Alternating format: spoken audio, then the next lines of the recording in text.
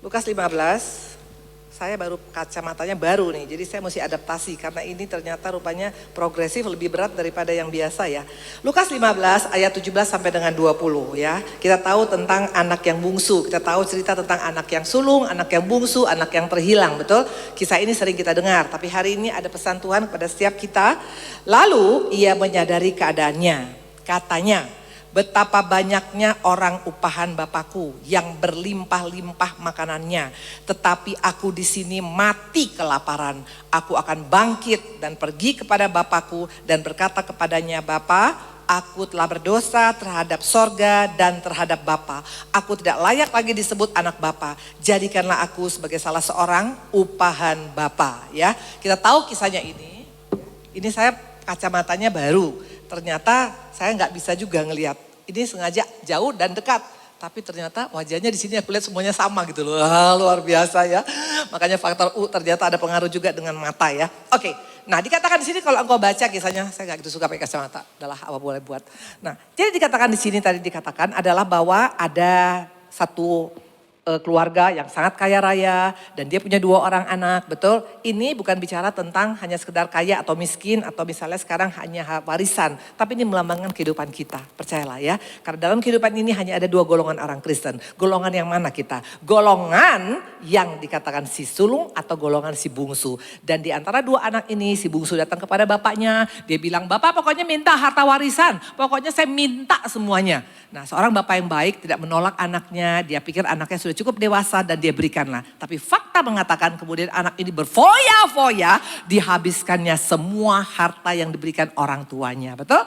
Dan apa yang terjadi kemudian? Akhirnya anak ini jatuh miskin. Karena dia berfoya-foya kepada rumah pelacuran, intinya pokoknya gimana dia. Dan akhirnya dia miskin, dan waktu dia miskin dia berusaha untuk bekerja. Waktu dia bekerja di tempat peternakan babi, ternyata untuk makan sisa babi pun dia tidak diberikan. Ini fakta. Ini fakta. Perhatikan baik-baik. Ini fakta. Firman Tuhan tuh gak selalu bicara tentang ikut Tuhan itu. Kalau kita ikut Tuhan semuanya baik. Betul, waktu engkau terima Yesus itu gratis. Tapi untuk engkau bisa mengalami janji Tuhan, ya ada harga yang harus kita bayar. Ada kehidupan yang harus kita lakukan. Nah dikatakan si anak ini, dia foya-foya, dia habiskan seluruh harta yang diberikan oleh orang tuanya. Nah kita akan belajar dari kisah tadi, dari ayat 4 ayat tadi ada 3 hal yang luar biasa yang mau Tuhan sampaikan kepada kita ya. Yang pertama dikatakan adalah apa? Seringkali ya sesudah semuanya terlanjur, nasi udah menjadi bubur. Baru kita menyadari kalau ternyata aku menyia-nyiakan semuanya yang sudah Tuhan berikan dalam hidupku. Itu paling sering, betul, penyesalan selalu terlambat. Awalnya gak nyesel, betul, udah masalah baru nyesel ya. Seperti anak yang bungsu ya, baru dia menyadari, dikatakan baru menyadari ya betapa banyaknya kelimpahan pada pegawai-pegawai ayahnya. Bahkan pembantu rumah pun pembokat saja makannya berlimpah. Tapi sementara dia dikatakan makan nasi babi pun dia tidak diizinkan ya. Baru dia menyadari, seringkali kadangkala waktu kita lagi mengalami segala sesuatu kita gak menyadari apa yang sudah Tuhan berikan pada kita. Tuhan memberikan pada kita, ibu-ibu perhatikan, apa yang Tuhan berikan padamu, pada saya itu gak pernah yang biasa-biasa loh. Bukan KW1, bukan KW2, selalu tuh yang ori, selalu yang terbaik. Mana buktinya? Kita buka Matius ya, supaya di tempat ini kita akan cek apakah engkau sungguh-sungguh menghargai pemberian Tuhan dalam hidupmu, dalam hidupmu, atau kita sia-siakan seperti anak yang bungsu. Matius 22 ayat 4. Ia menyuruh pula hamba-hambanya, pesannya, perhatikan, katakan kepada orang-orang yang telah diundang, sesungguhnya hidangan telah kusediakan, lembu-lembu jantan dan ternak piaraanku telah disembelih, semuanya telah tersedia, datanglah ke perjamuan kawin itu, tinggal nikmatin. Halo, engkau dan saya tinggal menikmati semua yang sudah Tuhan sediakan. Bukan kita loh yang kerja keras, Tuhan sediakan sama kita, Tuhan menjadi pelayan kita.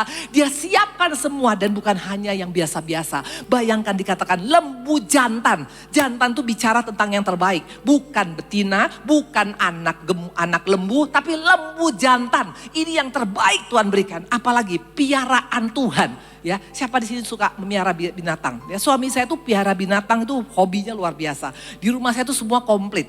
Dari mulai iguana, ya, dari mulai murai, dari mulai elang, dari mulai dogi, dari mulai ikan. Terakhir suami saya bilang, boleh nggak kita beli harimau? Luar biasa. Saya bilang, kalau kau beli harimau, saya yakin harimau jadi istri Pak Ari. Saya udah gak di situ lagi, betul. Dan kemarin kita baru pulang dari Bali, saya baru pulang tadi malam jam 12 malam ya. Nah itu tiba-tiba ternyata ikan arwananya meninggal. Sedih sekali Pak Ari. Tadi saya mau berangkat aja kemari masih sedih dia. Masih air matanya masih berkaca-kaca. Dia sedih. Waktu saya tinggalkan sehat loh kok bisa meninggal? Saya takut kalau saya bilang mungkin pembantu lupa kasih makan bisa bahaya, betul. Jadi saya bilang biasanya memang binatang kalau ditinggal oleh majikannya dia sedih dan meninggal. Saya bilang, gak tahu dari mana tuh saya dapat, betul. Ya, itu fakta. Karena piaraannya pagi-pagi sudah bangun Pak Ari, itu nanti pagi-pagi sudah ngurus elangnya, itu dikasih vitamin biar kulitnya bulunya bagus. Habis itu kalau malam, bayangkan malam udah mau tidur, padahal kadang-kadang angin kencang, dia keluar dulu untuk ngasih makan doginya. Itu roti, pasti dia kasih roti spesial untuk doginya. Nanti kalau misalnya agak jam-jam 7, dia kasih makanan arwana. Dia tungguin sampai arwananya itu semuanya siap makan, dia ketok-ketok dulu. Itu semua ada, semuanya cara-caranya. Betul, nanti apalagi untuk iguananya, waktu pas iguananya meninggal, ekornya keputus karena keinjek sama yang lain. Itu Pak Ari sedih. Waktu Murai meninggal, kita semuanya ke pemakaman, luar biasa. Betul, itu piaraan. Ini yang Tuhan kasih sama kita, piaraannya. Artinya yang terbaik dalam hidup kita. Tinggal menikmati. Halo. Engkau dan saya tinggal menikmati. Gak dikatakan karena engkau anak orang kaya baru bisa menikmatin. Semua kita disiapkan yang terbaik bagi Tuhan. Bukan KW1, bukan KW2, tapi yang terbaik. Bahkan Tuhan bilang tinggal menikmatin. Ayo datang, kurang apa Tuhan baiknya. Tapi seringkali kadangkala kita sia-siakan semua yang sudah Tuhan berikan. Seperti anak yang bungsu. Makanya kalau engkau berkata itu kan si bungsu Bu Indri foya-foya dengan pelacur. Halo? Jangan pernah bilang itu aja si bungsu. Tanpa disadari seringkali kita juga seperti si bungsu. Kita sia-siakan semua yang sudah Tuhan berikan kepada kita. Kita akan lihat ada 5 hal yang Tuhan sudah berikan kepada kita. Harusnya melalui ini engkau akan punya masa depan yang penuh harapan. Tapi karena kita sia-siakan, kita buang-buang gitu loh. Kita buang-buang, kadang-kadang kita gak ingat. Di mana ya? Kayaknya di mana ya tadi ya? Akibatnya makanya gak heran hidupmu. Boro-boro masa depan penuh harapan. Yang ada masa depan yang penuh keterpurukan. Kita akan lihat hari ini ya. Valentine bicara tentang hari kasih sayang. Tuhan tuh terlalu sayang sama kita, maka dia siapkan ada 5 hal. Yang pertama adalah apa? Yuk kita lihat yang pertama. Ya, 1 Korintus 3:16. Ini Tuhan berikan loh kepada kita. Setiap kita di sini punya tubuh kan? Setiap kita di sini punya badan kan? Dikatakan tidak tahukah kamu bahwa kamu adalah bait Allah dan bahwa Roh Allah diam di dalam kamu. Wow! Bapak-bapak, ibu-ibu, khususnya wanita di tempat ini, tubuh kita ini bait Allah. Roh Allah mau tinggal di kita. Siapa kita?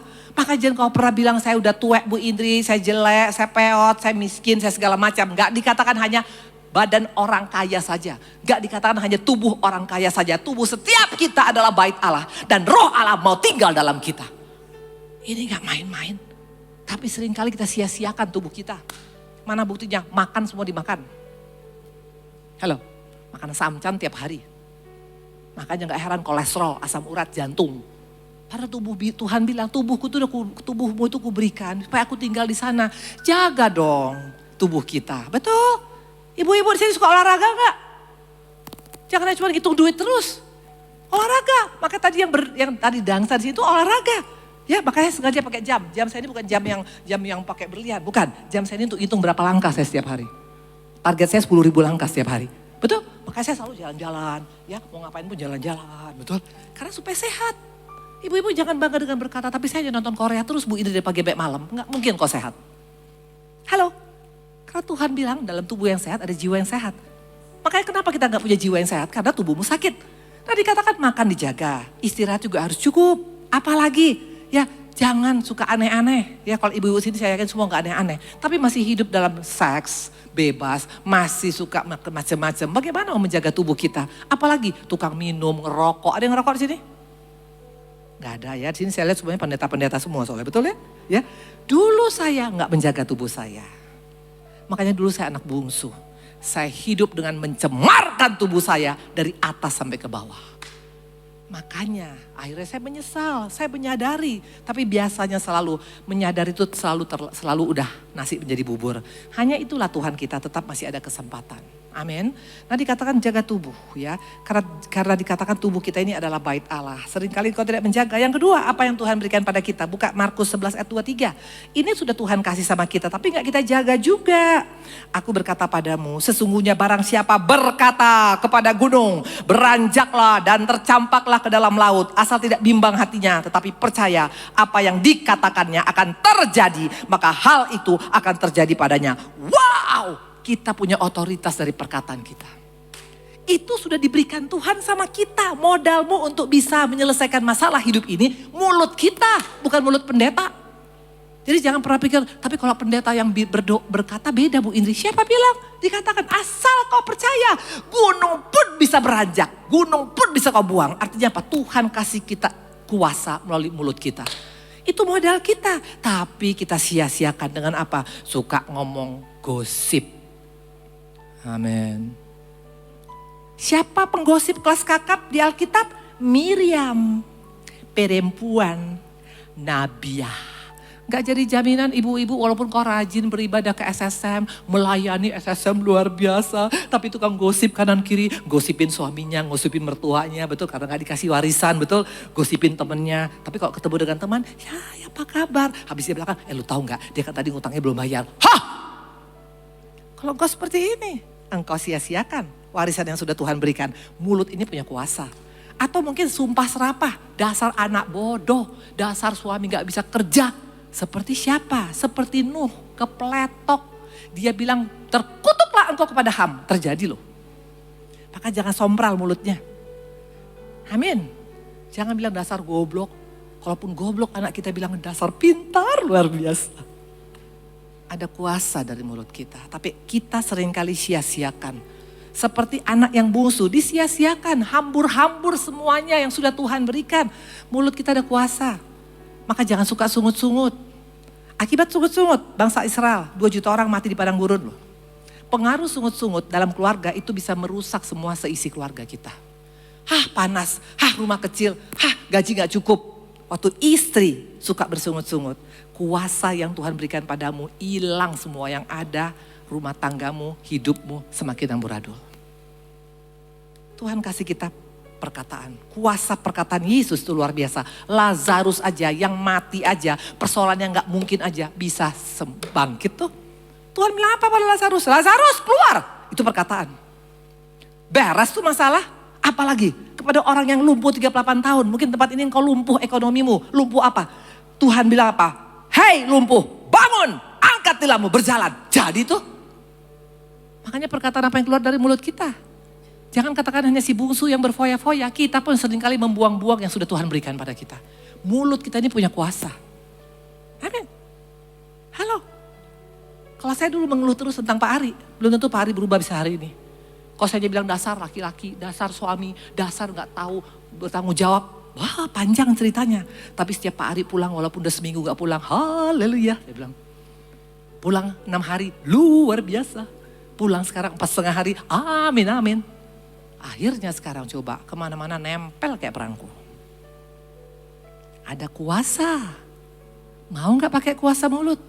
Yang ketiga. Apa yang sering kita hambur-hamburkan. Pertama tadi adalah apa? Tubuh kita gak kita jaga. Yang kedua mulut kita gak kita jaga. Yang ketiga adalah apa? 1 Korintus 2:18. Ini sudah Tuhan berikan sama kita semua tapi kita sia-siakan.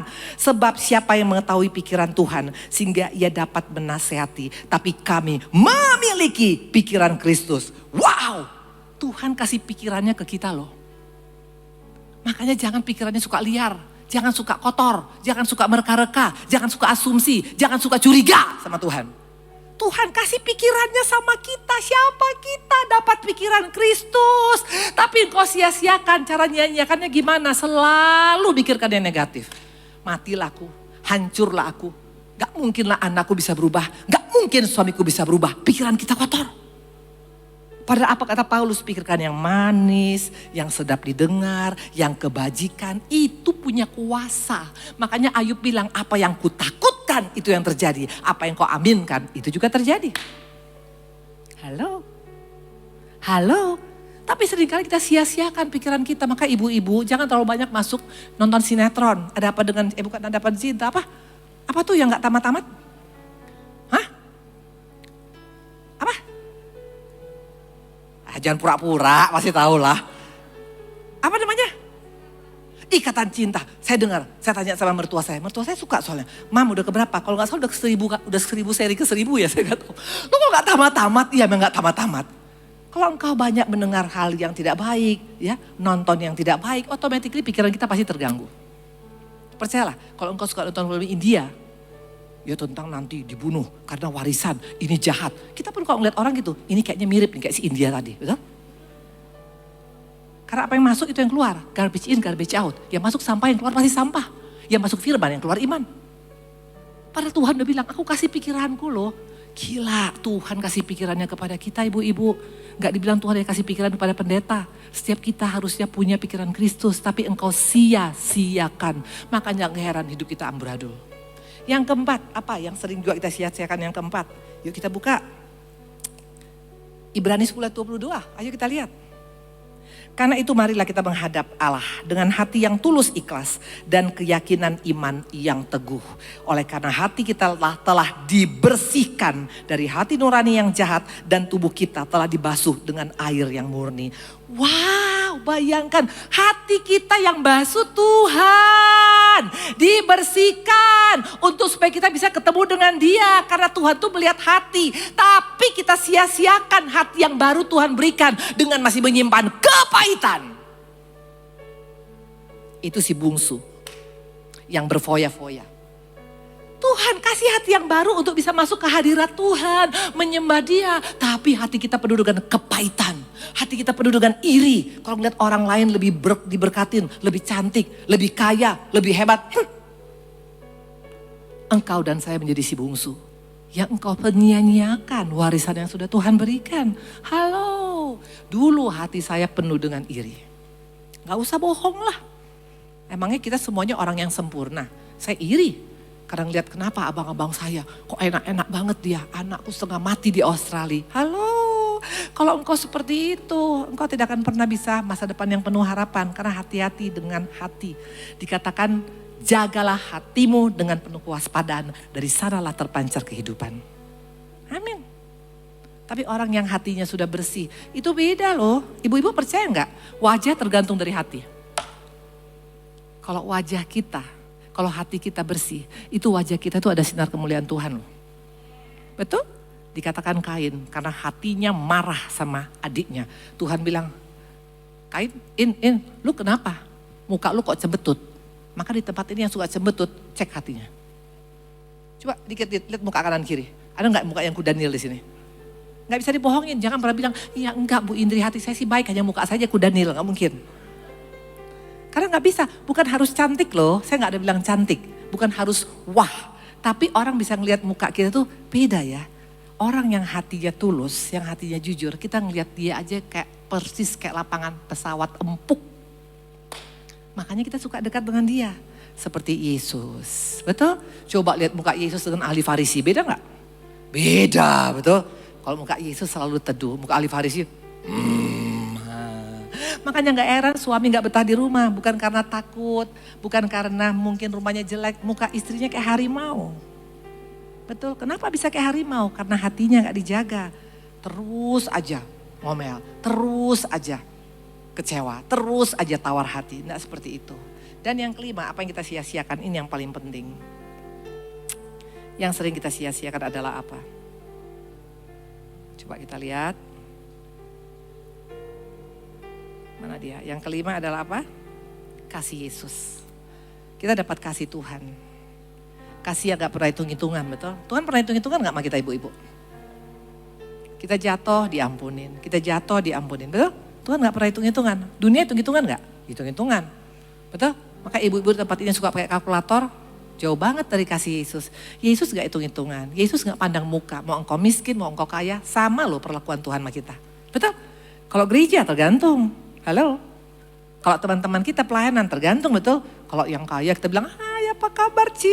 Betul, karena kaya berliannya banyak, betul. Tapi coba kalau dia misalnya sekarang agak kurang menarik, kita pun nyalamnya pun sambil makan permen karet. Itulah kasih dunia. Kalau kasih Yesus gak pandang muka. Kasih Yesus tidak berkesudahan. Kasih Yesus sampai selama-lamanya. Kasih Yesus tidak tergantung responmu. Kita sayang sama Tuhan, Tuhan sayang. Kita gak sayang pun Tuhan sayang. Wah, tapi itu pun kita sia-siakan. Kita anggap biasa, mana buktinya? Kita menyangkal Tuhan seperti Petrus 3 kali. Mungkin kau tidak menyangkal dengan berkata aku tidak kenal. Tapi melalui hidup kita menyangkal Tuhan. Kita masih kompromi dengan dosa. Kita jualan suka tipu sana tipu sini. Kita gak tunduk pada suami. Kita gak setia pada pasangan kita. Kita kasar kepada orang-orang. Kita gak bisa ngampunin. Itu menyangkal Tuhan. Jadi jangan bilang hanya menyangkal Tuhan. Hanya bilang aku bersumpah aku gak kenal dia. Bukan. Itu orang yang tidak menghargai kasih Yesus. Kita buang kasih Yesus ke tubir laut. Amin. Si bungsu itu bukan hanya milik si bungsu. Kita banyak mewakili si bungsu termasuk saya. Sebelum bertobat sungguh-sungguh pada Tuhan. Banyak yang tadi. Yang saya gak menghargai kasih Yesus. Makanya saya pernah jual Yesus. Orang yang punya kasih sama Yesus gak mungkin ada jual Yesus hanya gara-gara masalah jabatan. Hanya masalah jodoh. Kemarin saya ketemu dengan saya punya anak rohani.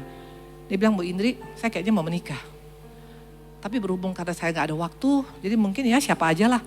Kebetulan yang mau sama dia itu yang berbeda kepercayaan. Ya mau diapain juga, kan sama-sama aja katanya. Segampang itu kita bilang kasih Yesus. Hanya gara-gara jabatan orang bisa jual Yesus, apa itu namanya kasih Yesus. Makanya kalau kita mau jujur, kisah si bungsu ini bukan hanya milik si bungsu 2000 tahun yang lalu. Banyak kita yang si bungsu, yang berfoya-foya, kita sia-siakan semua warisan yang Tuhan berikan. Padahal warisan daripada Tuhan itu yang terbaik. Anak lembu jantan, piaraannya khusus dikasih. Dan dia sendiri yang melayani kita. Dia sediakan buat kita, dia gak pakai waiter loh. Tuhan langsung loh menyiapin bagi kita. Tapi kita sia-siakan. Yang kedua tentang kisah ini. Tadi kan saya bilang ada 3, betul? Yang kedua, yang kisah ini adalah apa? Kita lihat. Dikatakan, dia bilang aku gak layak jadi anak. Tuhan, aku akan bilang sama bapakku aku gak layak jadi anak. Udahlah aku jadi pelayanmu aja, betul? Tahu gak itu apa?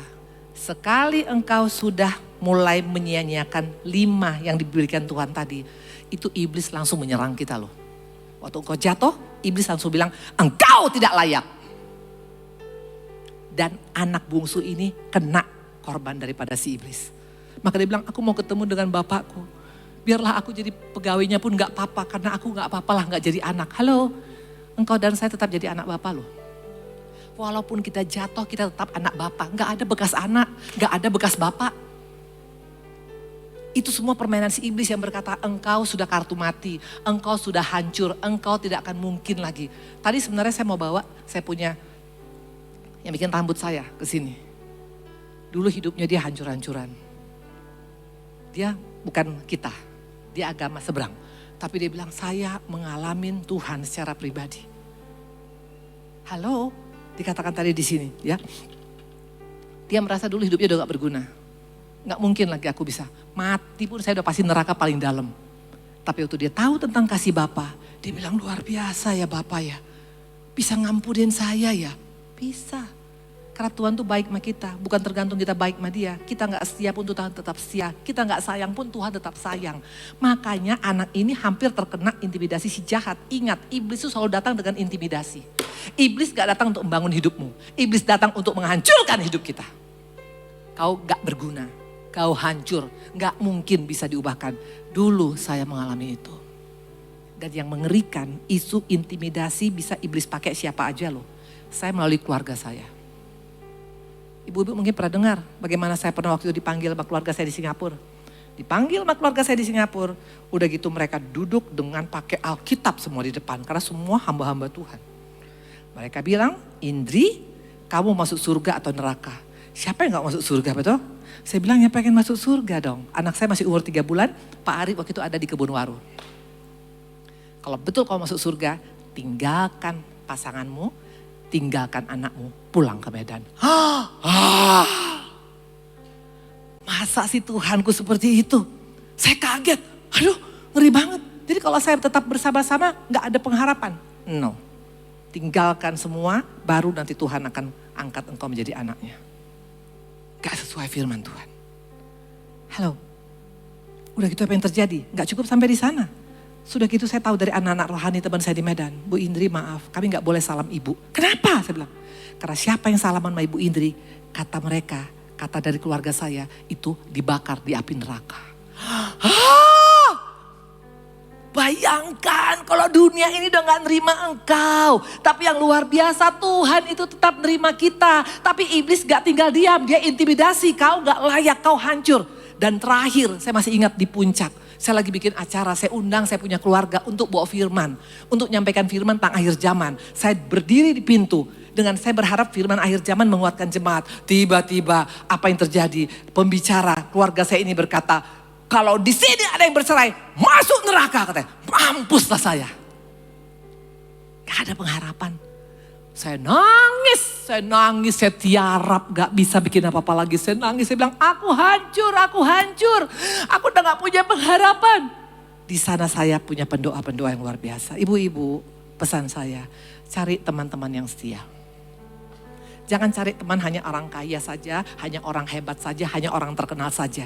Cari orang kaya atau orang terkenal atau orang yang biasa-biasa tapi orang yang setia. Yang bisa menopang kita waktu engkau down.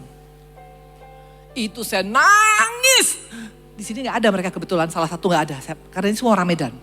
Saya nangis, saya bilang, bagaimana aku berarti masa depan saya sudah tidak ada. Mereka nangis, mereka topang. Tuhan, tolong Ibu Indri Tuhan. Tolong Ibu Indri Tuhan. Ayo kita buka. Ini ayat yang membuat saya kuat. Ya, karena iblis pakai intimidasi. Maka jangan sampai engkau mau diintimidasi oleh si jahat. Buka Zakaria. Ayo kita lihat. Zakaria, saya lupa. Sebentar ya. Kita buka Zakaria.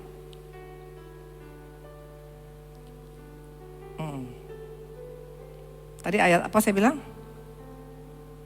Nah, Zakaria 3 kita buka yuk.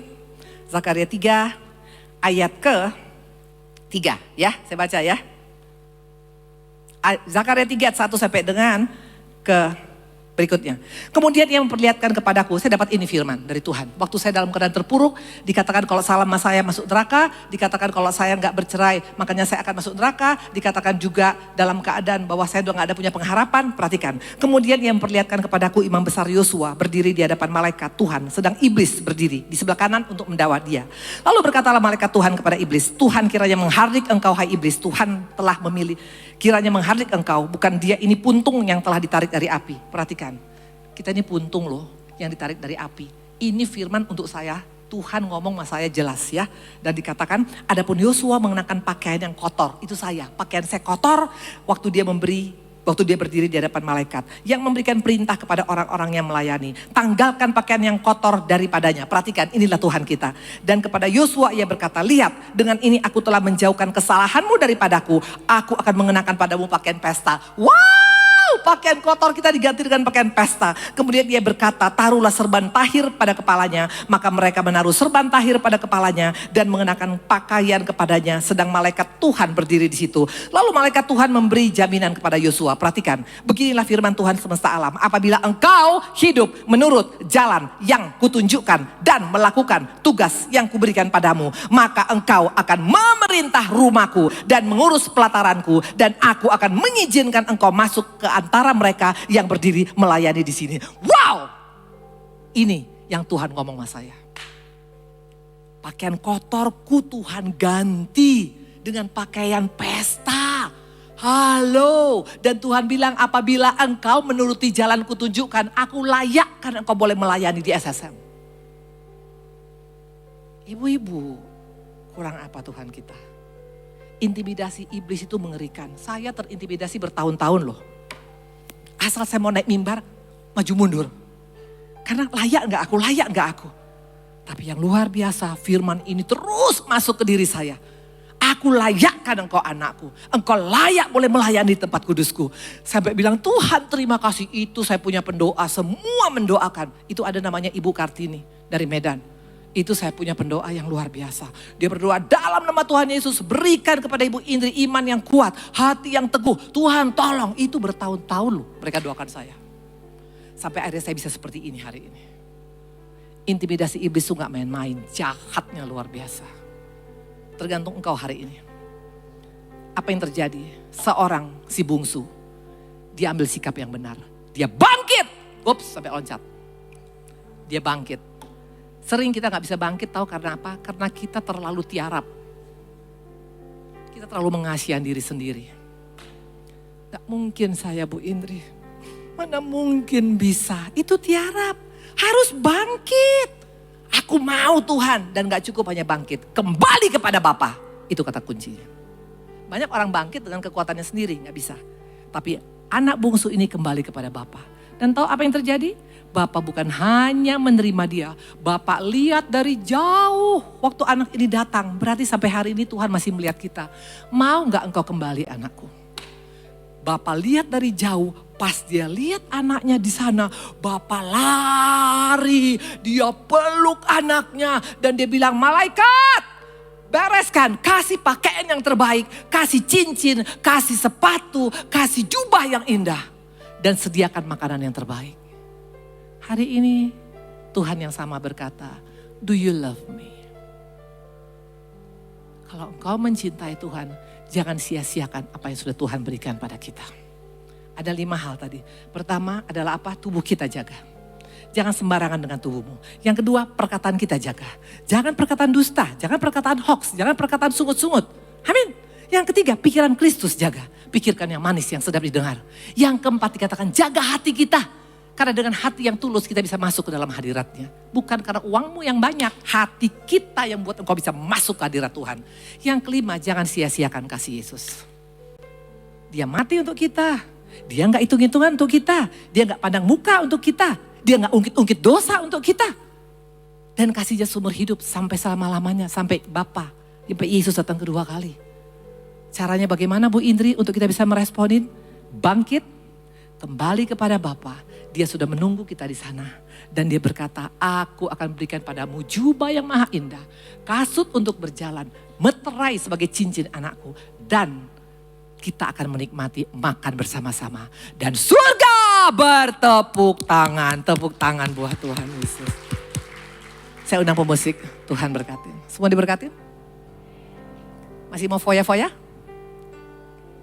Masih mau foya-foya yang Tuhan kasih sama kita? Masih mau dibuang-buang? Halo? Masih mau dibuang-buang? Perkataannya masih mau sombral? Masih suka gosip?